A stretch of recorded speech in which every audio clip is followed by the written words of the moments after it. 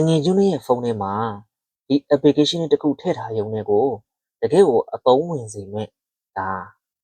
အကောင်းဆုံး app လေးကိုကျွန်တော်ဒါပြောပြချင်ပါတယ်ဒီ app လေးကိုဘယ်လောက်ထိအသုံးဝင်လဲဆိုလို့ရှိရင်ကျွန်တော်တို့ကကွန်ပျူတာနဲ့ကျွန်တော်တို့ရဲ့ Android ဖုန်းတွေနဲ့ကိုချိတ်ဆက်တဲ့အခါမှာဆိုလို့ရှိရင်တကယ်ကိုအသုံးဝင်တဲ့ app လေးပဲဖြစ်ပါတယ်ကျွန်တော်တို့ဘယ်လိုမျိုးအသုံးဝင်လဲဆိုရင်ကျွန်တော်နည်းနည်းပြောပြပါမယ်ကျွန်တော်တို့ကကွန်ပျူတာတစ်လုံးမှာကျွန်တော်တို့ဒါ laptop မဟုတ်ဘဲနဲ့ကိုကျွန်တော်တို့လက်ထဲမှာရှိတဲ့ desktop ဒီကွန်ပျူတာတစ်လုံးမှာဆိုလို့ရှိရင်ကျွန်တော်တို့ဒါ webcam ပေါ့နော်ဒါက webcam ဖြစ်ပါတယ်ဒီ webcam ကိုကျွန်တော်တို့ကဝယ်ရမှာဆိုရင်အကောင်းစားနဲ့မဝယ်ချင်ဘူးဒါဆိုရင်ကျွန်တော်ဝယ်တာ9000ပဲရှိတယ်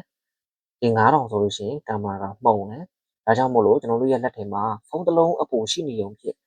ဒီ webcam ဖြစ်ကိုလည်းကျွန်တော်တို့အသုံးပြုခြင်းမယ်ဆိုလို့ရှိရင်ဒီ application ဒီ iWecam ဆိုတဲ့ဒီ application ကိုတကယ်ကျွန်တော်တို့သုံးထားမယ်ဆိုရင်တကယ်ကိုအသုံးဝင်တဲ့ app လေးပဲဖြစ်ပါတယ်ဒီ app ရဲ့အားသာချက်ကကျွန်တော်တို့ရဲ့ကွန်ပျူတာထဲမှာရဲ့ဒီ app လေးကိုထည့်ထားလို့ရပါတယ်ဒီ app လေးကို Chrome browser မှာတွားပြီးတော့ကျွန်တော်တို့ကွန်ပျူတာမှာ install တင်ပြီး run လိုက်တာနဲ့ဒီဖုန်းမှာလည်းဒီ app ကိုဖွင့်မယ်ကွန်ပျူတာမှာလည်းဒီ application ကိုဖွင့်မယ်ဆိုလို့ရှိရင်ကျွန်တော်တို့ 2 ဘာမှ join စရာမလိုဘဲနဲ့ကိုတစ်ခါတည်းတန်းပြီးတော့လုပ်သွားတာဖြစ်ပါတယ်နောက်တစ်ခုအနည်းဆုံးပြောရမယ်ဆိုရင်ကျွန်တော်တို့ရဲ့ဖုန်းရဲ့ကင်မရာမှာ OTP ပြီးတော့ကျွန်တော်တို့ရုပ်ထွက်အကြည့်ကြည့်နေရမယ်ကျွန်တော်တို့ပြောတဲ့ဆိုတဲ့အကုန်လုံးကိုလည်းကျွန်တော်တို့က Facebook Messenger သုံးမလားတကယ်ကိုကင်မရာဖြစ်ကိုလည်းသုံးမယ်မိုက်လေးကစားတယ်ကျွန်တော်တို့ဒီအထဲကနေပဲအကုန်လုံး contact တွေလုပ်လို့အဆင်ပြေတဲ့ဒီ app လေးပဲဖြစ်ပါတယ်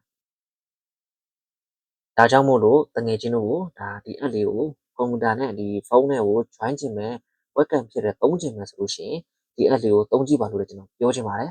ကဲအားလုံးပဲအဆင်ပြေကြပါ